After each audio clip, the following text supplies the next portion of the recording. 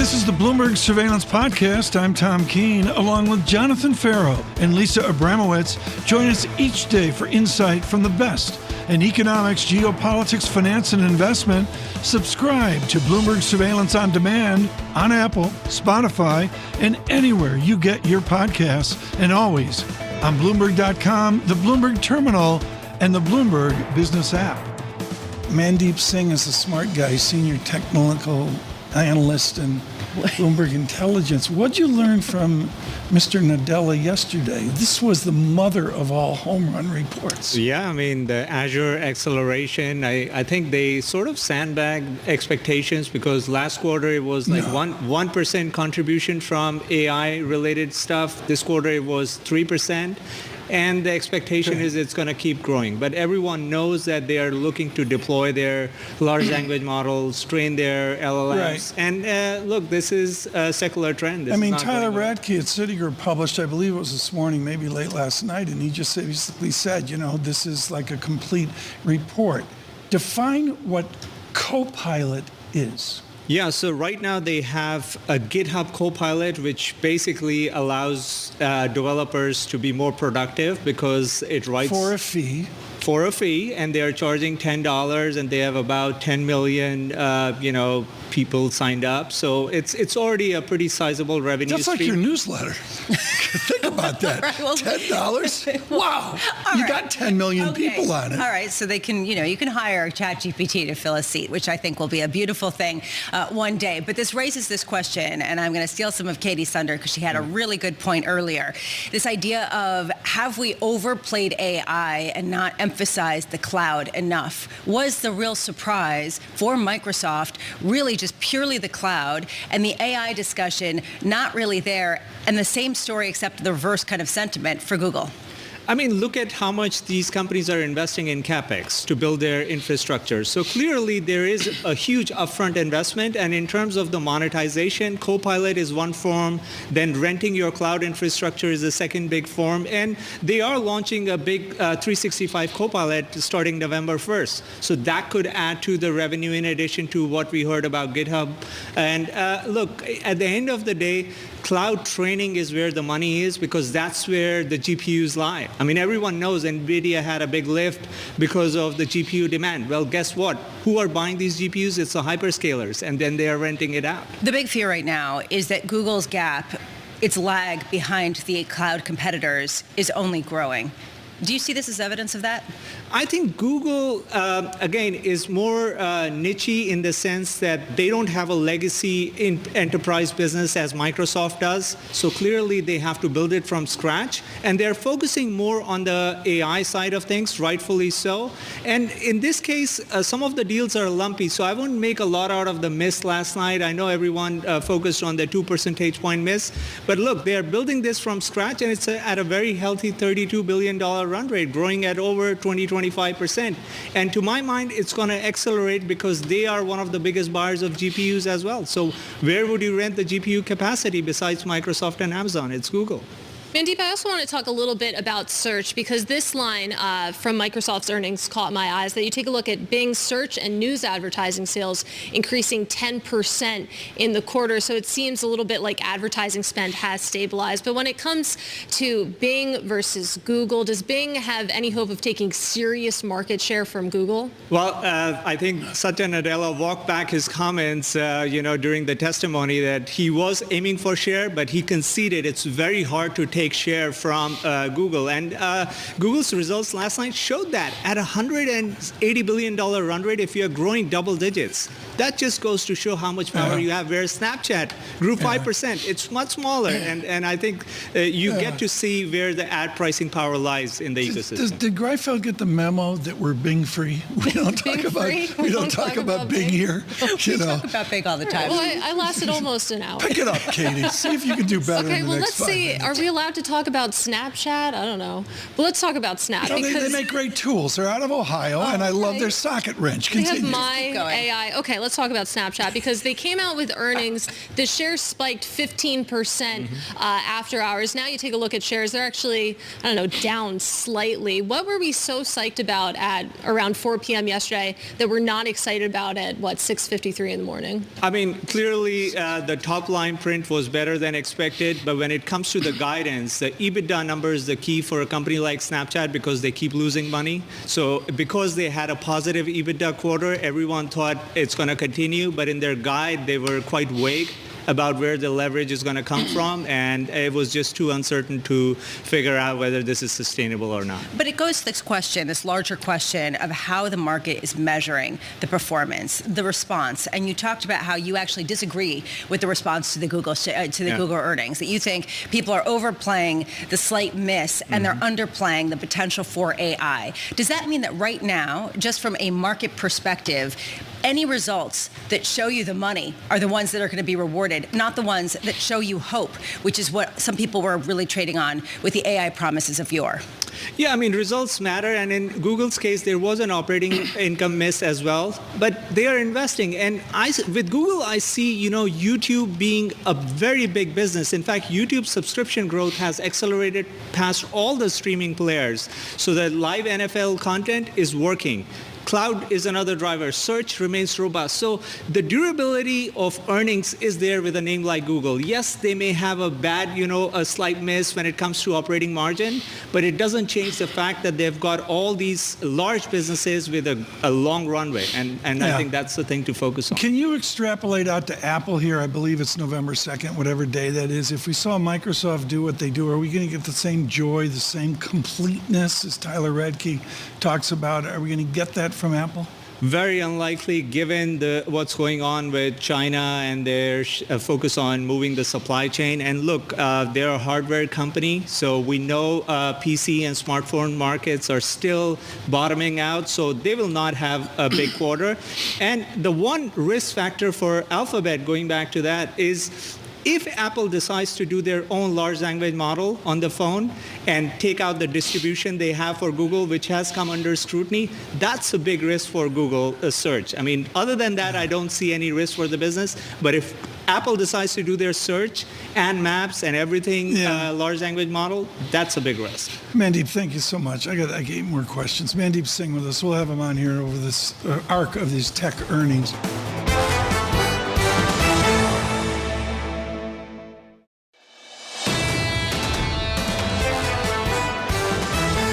We start strong with Marvin Lowe, Senior Global Macro Strategist at State Street here. In this time of confusion and cacophony, I guess I have to rebalance, I have to reallocate. Has the rebalance formula changed because of this yield move? I mean, for sure, everyone's thinking about, whether 60-40 is appropriate. What we're seeing in terms of the institutional investor is that they're so underweight fixed income at this point because the losses have been so great that they're still trying to catch up. If you're a bond bull, it's encouraging because they're still engaged with the asset class, but do they settle below that 40% once we get there? I thought of you. They said Marvin Lowe's going to open the show, and I thought of you. In a cold of winter, Peter Lynch used to walk around the streets of Boston without a coat on. He looked like Jim Jordan, except it was 10 below zero. And he'd have his value lines, and he's walking to meetings with Will and the rest of Bettina and the rest of them. Okay, great. That's all fine and well, but to me, the securities analysis now is just out the window. It's about survival. How do you survive in an allocated portfolio? I mean, for sure, you are reevaluating duration in terms of the story. And you have to remember that duration is much more than just your fixed income holdings. The U.S. equity market is very duration heavy, so you've got to be really conscious of where those long yields are affecting your portfolio. Keeping powder dry right now is not a crime. Absolutely not, particularly given the shape of the curve, particularly given that the Fed's going to be higher for longer, probably for a lot longer than people think in my mind. Keep that powder dry because things are still going to be rough going into next year. What does that mean, powder dry? Because it doesn't just mean that you take cash and you put it in a mattress. No. Do you put it into T-bills? Do you just keep it into your treasuries? I love bills. 2 years feel pretty good to me at this point also. If you wanted to extend from your bill structure in your portfolio, I think, you could add that kind of duration.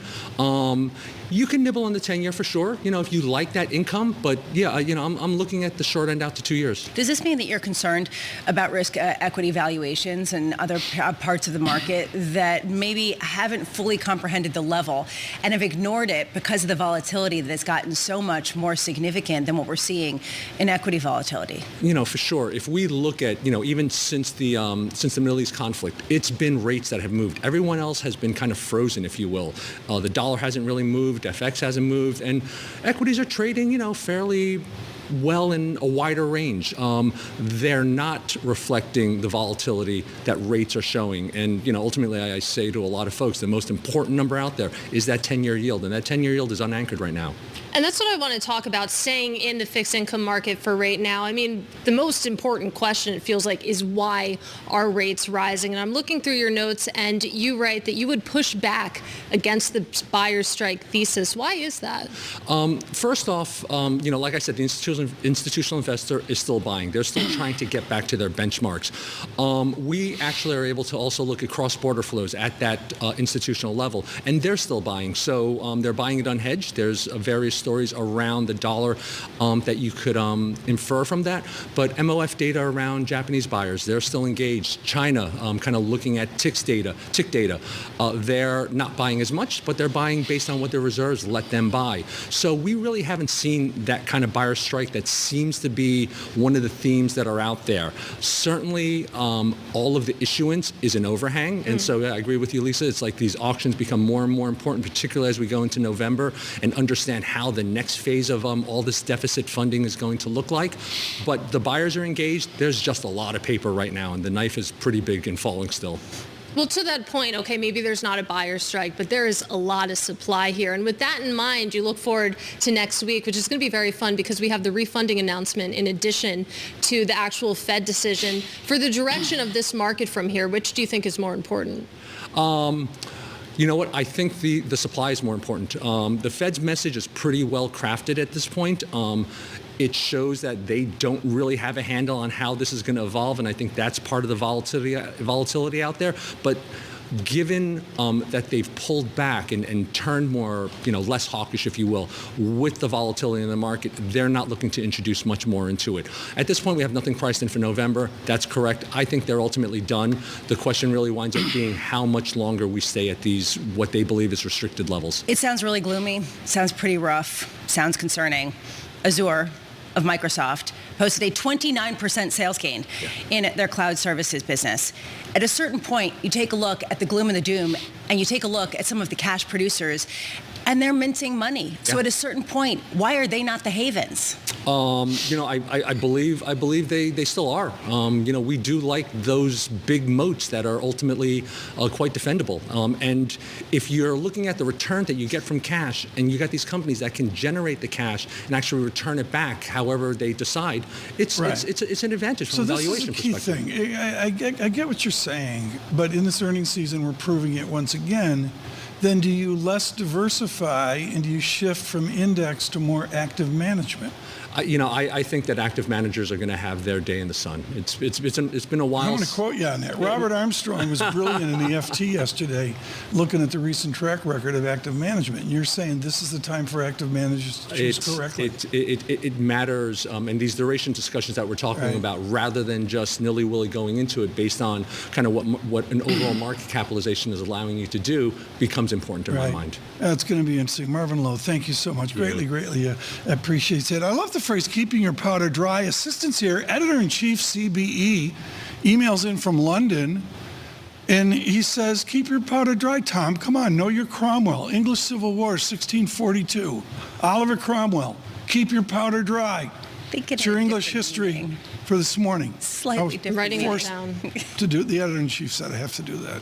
You know, when British history comes into what we're talking about, you Have to talk about Oliver Cromwell. gunpowder. What was the other Civil War? All I can say is you're nailing the keeping your powder dry. How's the triple leverage all cash? Triple leveraged all cash is doing fine here, but this is really important. And Lisa, this goes to the technical construction of the market now. We've had to pull back, price up, yield down.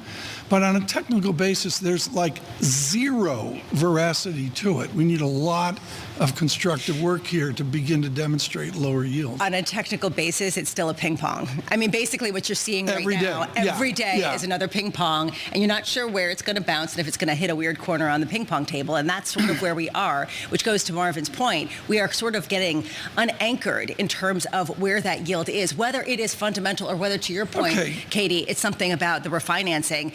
People disagree. And with the ECB meeting coming up, I think let's go quickly to Marvin Lowe here. Is the ECB unanchored? No, and it's because their transmission mechanism is clearer than what we're dealing with here. We're seeing these higher yields make their way into their economy. Right now, and Chairman Powell said it last week, based on the evidence, we might not be restrictive. Even though they've been saying that they're restrictive for they're getting so restrictive for the last 3 to 6 months. Marvin, thank you so much. Gregory Vellier of AGF Investments writes every morning. He says geopolitics could be, quote, the trickiest issue in next year, 2024, as public opinion, especially among young voters, seems to be shifting towards isolationism. The idea of spending another $100 billion on Ukraine and Israel, it's increasingly unpopular. Nevertheless, Biden has a political opportunity to become an effective wartime president, this with decent support in Congress. That from Greg Vellier. And Lisa, this is something I brought up. You've heard me like a broken record talk about America's history of isolationism and is now a demographic isolationism. And how much is that going to really play out, especially into the next contours of a two-front conflict, right? It's both in Israel and Ukraine. Greg Vellier joining us right now. I want to start there. Is there the political support to support Israel in addition to Ukraine going forward through not just the next month, not just the next 2 months, but 6 months to a year? Well, that's the key question, isn't it? And I do sense over the last few weeks a waning of support. I think that Biden has enough backing in the Senate. I think he's got Mitch McConnell and Lindsey Graham and many others who are very hawkish. But I'd say young people are not enthusiastic. A lot of Americans don't want to spend $100 billion more. So it's soft, but I still think that Biden has enough support to get an aid package, probably not until the middle of the winter. Greg, what do you make of the fact that you're essentially getting a Democratic Party that doesn't seem to back Israel and is actually moving away from it, and a president that's trying to lead the charge in that effect? Well, it's quite a dichotomy. It's really almost shocking to see the Democrats, the party that supported Israel so aggressively for decades and decades, now looking a little bit softer. I do think, though, that we will get a deal done.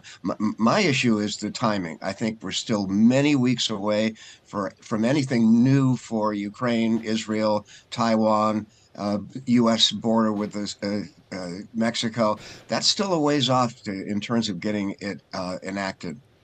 Well, Greg, walk us through the ramifications of that. If we don't get an aid package approved until mid-December, as you outlined, what would that mean for this war? I think it sends a very bad signal to our allies, at the least ambiguous, but I would argue it sends a signal that the U.S. is losing a bit of its resolve. You know, we all recall in the last year and a half, that was the big issue, that we would lose our resolve on Ukraine. If we lose our resolve on Ukraine and Israel, that to me sends a really negative signal. And let's tie this into what we're seeing play out in the House right now and the efforts to elect a speaker there, because 2 weeks ago, I would have asked if the Israel-Hamas war would have put more urgency behind this process, but that doesn't seem to necessarily have materialized, Greg. No, it doesn't. I think this deadline of November 17th is going to come and go. I can't see them getting a budget done by the 17th. So the new speaker, if we get one, because nobody's ever heard of this guy, but he has a pretty good reputation. He also is a denier that Biden was elected president. That is not my cup of tea, but he has denied frequently that this was a fake election result. He's going to have to answer for that. But I think we're going to go well past the 17th of November to get a deal done. How much, Greg, is former President Trump driving the bus here? We heard from him this morning, congratulating all of the congressmen and saying that Mike Johnson is the strong suggestion from him. Well, it looks like Trump has veto power, doesn't it? The guy from Minnesota lasted for like 8 hours before Trump, and then Trump boasted that I killed the nomination. So Trump is taking a very overt role in the House, and I've got to think there are a lot of House members who resent it. How much is there still discussion about some sort of bipartisan answer? We heard that for a hot second, and then it was dropped because it was politically not viable on either side. I wouldn't put the chances at much more than 20%. If that, I think it's unlikely that we could get it. If this thing totally breaks down and we get into the winter without anything, well, then all bets are off. And I think Hakeem Jeffries might have to intervene, but it's not coming yet. And Greg, this drama, this disarray that we're seeing in the House among the Republicans, have we seen the Democrats try to capitalize off of that? Not as much as I would have expected. I think they're sitting back. What's the old saying? If your opponent is self-destructing, don't get in the way. So I think the Democrats will stay pretty muted. But at some point, they may have to be called to enter this fight. Greg Valliere, I want to go back to a comment you said, because I really think we need to paint this picture. The New York Times reporting, Mark Santoro, of the war east of Kherson. This is down by the Black Sea, folks. This is east of Odessa, east of Romania.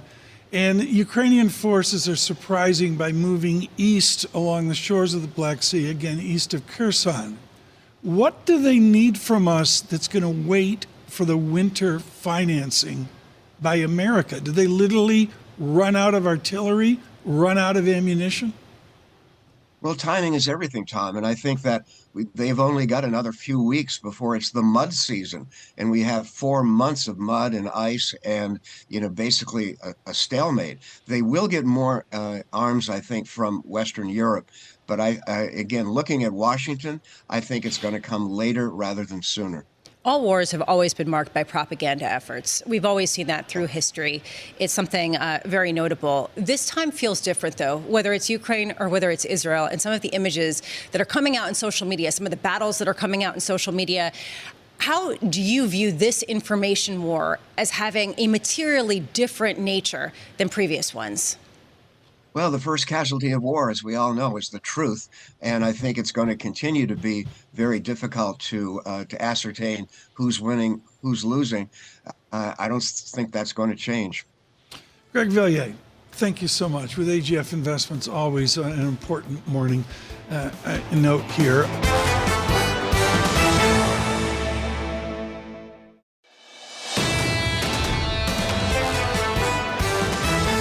We get rebriefed here. He's been on the show way too much. It's a faux pas of our team, but actually huge value add. Stephen Rasciuto joins us now, Chief U.S. Economist at Mizuho Securities. We all get the consumer boom. We all get that we were wrong. We're in the vicinity of 5% Q3 GDP. Okay, great. But I got an I got a G, and I got an NX on the back end. Are they going to help out the booming consumer? That's the real question. I think you could look maybe for a little bit from trade. The real key question is the government component, because to be honest with you, we don't have any good a priori data when it comes to government spending. We do have the monthly Treasury Statement of Receipts and Outlays, and we can look at that, but those don't translate well into the GDP accounts. They don't translate as clearly as other components do. So we're looking at most of the other components and saying nothing else is contributing, so you're down to maybe a little from trade and how much we get from government. Is there a separation in the eye of big business, ginormous business, successful, profitable, Microsoft-like business investment, and everybody else flat on their back? Well, there clearly is. And when you look at the shipments of non-defense, non-aircraft capital goods, which is the key driver of the equipment investment components that you're looking at, they're really showing you that on a real basis, we're doing nothing on average, in terms of investing in this economy. But in an environment where you still have sort of an excess supply globally of tradable goods, it's not surprising that we're seeing that. And I want to talk a little bit about a story that ran on the terminal yesterday, that if you take a look at the deficit, the U.S. government ran a $2 trillion deficit in the fiscal year through September. And then you think about what's happening in the bond market. You think about a 10-year at 5%. Does that level make more sense when you think about the deficits that we're running? Well, it certainly makes more sense when you think about the deficits we're in, but it also makes more sense when you ask yourself the question, what level of inflation does this Federal Reserve want? You know, they seem to give lip service to the 2% numbers, but they seem to also be paying a lot of attention to the employment aspects. So they've kind of shifted the dual mandate. What used to be inflation first, then employment comes along as a result. Now it's almost like, well, we want to get employment first and see what happens with inflation later. And, you know, maybe we'll tolerate 3. So the upward movement in the 10-year note is reflecting a new fair value, which I don't think markets have fully discounted yet. So does that tell you that they still see that link between the unemployment rate and what's happening in inflation, that to get inflation back to 2%, you do need to get unemployment up? I think most investors see that. Unfortunately, I don't think this Federal Reserve does. And if you were at the New York Economics Club lunch the other day with Jerome Powell, you really got a sense that these people, or he in particular as well, are looking at the things like the JOLTS data. Which, to be honest with you, there isn't that much history behind the JOLTS data, number one. And number two, the history we have is only available for what we call credit recessions that were driven by a credit crunch. This is not a recession that would be driven by a credit crunch. This is an inflation monetary policy, and that's a different story. And therefore, the reaction function is very different. Did you feed David Weston his questions? They were so vicious and so mean-spirited. I'm like, Rashudo's giving him those questions. You know. I thought he could have gone even harder, but he did. Yeah, well, you know, that'd be like if Ferro was there. Can you imagine Jon Ferro doing the Economic Club in New York? It would have been good television, I have to say. It would be good entertainment. It'd be, you know, it'd be sport. Yeah. But Powell, I don't think it was game-changing. I think he's just trying to get from event to event, waiting for the data, Katie. I will say that the thing that stuck with me from that appearance was the focus on financial conditions. I mean, I think he said financial conditions at least 15 times. When you look at financial conditions, you think about the lag of monetary policy. Have we finally started to see that? Well, see, I don't follow the financial conditions indices that are on the street, particularly because they're reflecting long-term interest rates, which, to be honest with you, should be driven by inflation, not by real rates. That's number one. Number two, I don't look at it because they're looking at currency, and the currency is really not part of the financial conditions in the marketplace. I look at the availability of companies to bring paper to market and get that paper sold. And I look at the Treasury's ability to bring a ridiculous amount of paper to market and get it sold. And all these markets are functioning beautifully. So I sit there and say, you know what, there really isn't illiquidity in the system. Financial conditions aren't tightening in the sense that really matters to the economy. It's tightening in the sense that we're trying to measure what would cause a credit crunch, but there is no preconditions for a credit crunch. Right. There's no asset liability mismatch, and there's no valuation problem to be triggered. And therefore, these things are looking for the wrong indicators. Halloween, I'm going as Gamma this year. It's my Greek letter this year. But after Halloween, we've got a Fed meeting and we have a jobs report. The first jobs report question for October, folks, with Mr. Rashudo of Mizuho. Is it finally going to slow down? I don't think so. No, because you're in an environment still where the initial unemployment claims are telling you that we still have a very, very tight labor market. The continuing claims numbers are telling you we still have a very, very tight labor market. So the people that are getting laid off are getting hired fairly quickly. So I don't think it will show up. And will there be some potential for a little bit of weakness in the payroll employment number and the headline number month over month, a little bit of a change? Sure, but we're not seeing any real substantive change in the underlying dynamics of the labor market. Steve, thank you so much, particularly for the frequent visits as well. Really, really valuable. Stephen Rashudo with us with Mizuho Securities today. This is right now for Global Wall Street, the interview of the day. Everybody's fundamental base. Katie Kaminsky is weaned on the technical analysis of trend, going back to the giant Wells Wilder of 1978. She's with Alpha Simplex. Katie, an opening question. What's a trend right now in equities? So equities right now, we finally see some of our signals tick short net, which kind of is surprising to me. And second of all, the biggest trade and biggest thing to follow, and this goes with what Lisa's saying, divergence. We've seen long signals in big tech, mega cap, and we're seeing short signals in the small cap. That tells the consumer the average stock is in trouble. Your big high names, they're doing well, but your average stock is worried about higher rates. Katie Kaminsky and I studied Tushar Shande on beta. I'm not a big believer in beta for those of you from Global Wall Street. Katie, in this world, do you have to do beta as a sector study or index study, or can you actually have the conceit and confidence to do beta on individual securities? So we tend to think about looking at sectors because we're trading more in the futures markets, but we do also look at some cash equity strategies as well. And we're definitely seeing tilts right now. You're seeing people talking a lot more about tilts to defensive, tilts towards oil companies. So right now, I think this divergence trade is about finding certain areas of the market that are going to do better or worse in a higher rate environment. But it is tricky because it's uncharted water. We haven't really figured out what's going to happen next. That's pretty much the theme we're thinking and seeing, is that we got to the higher rates. What's next? Which stocks are going to succeed? Which are going to be able to refinance? Which are going to waver through this new environment? Katie, I was so excited to speak with you today because you follow trends, and I'm looking for a trend in the 10-year yield. And yeah, it's up, but it's also, you know, we've been talking about a ping pong ball. Pick your metaphor. How can you find a trend in a market that's unanchored? Good question. I've been asking this myself as well, because we have seen consistent short trends for months. I have still yet to see a steepener in the relative positioning and trend signals. That's something that I've been kind of looking for to understand when we might have an inflection point. There was a little bit more pressure on the long end this month, which is something that kind of brought my attention to the fact that we might be eventually at a buying point.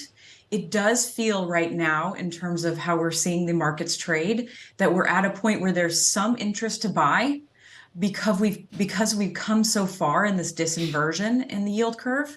And so I think the next step is going to be, what's the next phase of this bond trade? Is it wait and see if we see something that could push us to a new shape of the yield curve? Or do we go to a state where we have worse financial conditions and we have to actually stop tightening, and thus see, the shorter end has to release some of the pressure? Are you still short bonds?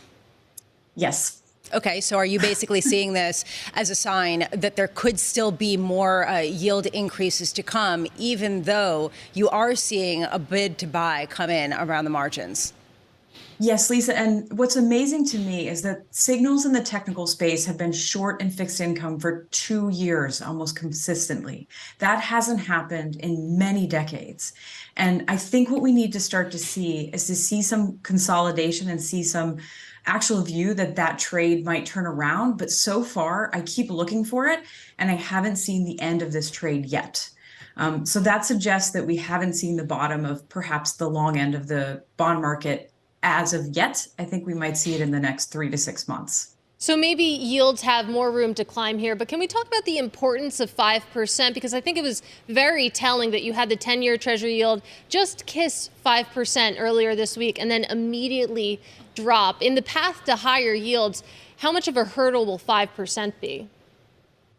Well, 5% was a pretty important philosophical boundary for many investors, and maybe it also represents a buying point. If you think about it from the investor perspective, as yields go up, there starts to be more and more of a trade-off between at what point do you not worry about the entry point of that particular investment, and you start saying it's actually pretty good to lock in 5% over these horizons, and there is some risk that we might have deteriorating financial conditions, so purchasing those bonds might might actually seem like a good idea. And that's what I'm hearing from investors as well. We're starting to see more discussions about the trade-off for the risk of investing in risky assets versus the return of fixed income that has become so much more interesting than it was a few years ago.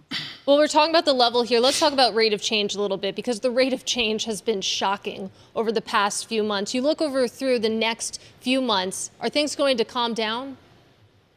Well, I think these things come in spurts and in runs. And I think we've gone through a pretty strong run in terms of trends. And one thing that we note in the trend following space is that fixed income is not linear. It tends to accelerate very quickly when it wants to, and then it can be very smooth for some period of time. It feels like we've gone through one of those phases, and now there's going to be some consolidation until we see something that has the ability to move that curve again. So far, we need to have something a little bit more extreme, perhaps some deteriorating financial conditions, or just an excess supply of treasuries that just has difficulty, kind of consolidating. Subscribe to the Bloomberg Surveillance Podcast on Apple, Spotify, and anywhere else you get your podcasts. Listen live every weekday starting at 7 a.m. Eastern on Bloomberg.com, the iHeartRadio app, TuneIn, and the Bloomberg Business app. You can watch us live on Bloomberg Television and always on the Bloomberg Terminal. Thanks for listening. I'm Tom Keene, and this is Bloomberg.